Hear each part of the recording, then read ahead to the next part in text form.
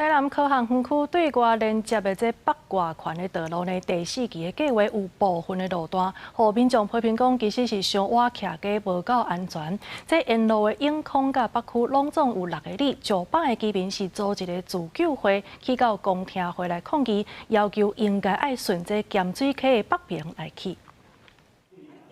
在地居民伫公听会口白布条，咧针对北外环路线南线做抗议，同时为着要疏解南科连外参店市区交通顶塞车的问题，才有这条道路建设，专停13.5公里，第4期3.7公里落尾一里路，路线对第19线溪顶寮大桥，要延伸到第17线大港关海桥，煞引起争议。民众若偏向市府，敢若通知一部分的住户，无全通知，甚至真侪人发声，若伫中华北路做，离徛计小近，互因无法度接受。 都无通知，敢通知迄征收的种迄土地的人。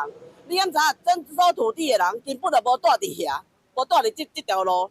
距离阮民众无到4.5米啦，3楼悬啦，空污震动差就对啦吼。我透早开门开来，一个门仔口就一支条啊，遮大去放伫我门仔口啦。那领导你敢记战会掉啦？这是一个杀人的工程啦！因空家顶里参北区5里，拢总900户居民遭自救会反对。经过了解，北外环4期工程上早捌规划，对城市往西兴建，不哩个这几档刷甲路线南线，侪民众怨叹市府无沟通，家己大主大意，因主张通照原计划。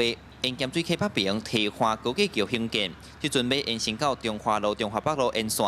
干务局回应，主要是考量咸水溪无真快，时间会伫咸水口落墩，恐惊溪水道会缩起来，影响到安全。水利法规定，桥墩不得设于提前坡，为确保民众安全，不宜河川置于计划线内高山地落墩北外环的道路路线。路线规划完全不影响快速道路的交通行进。 且可提高交通运转效率。干部局讲，公听会进前，拢依照规定发函予土地所有权人，而且嘛有公告。那这在地居民，即阵也阁无法度接受，嘛愤慨讲，市府硬要做，因告诫用性命来守护家己的家乡。记者蔡台南采访报道。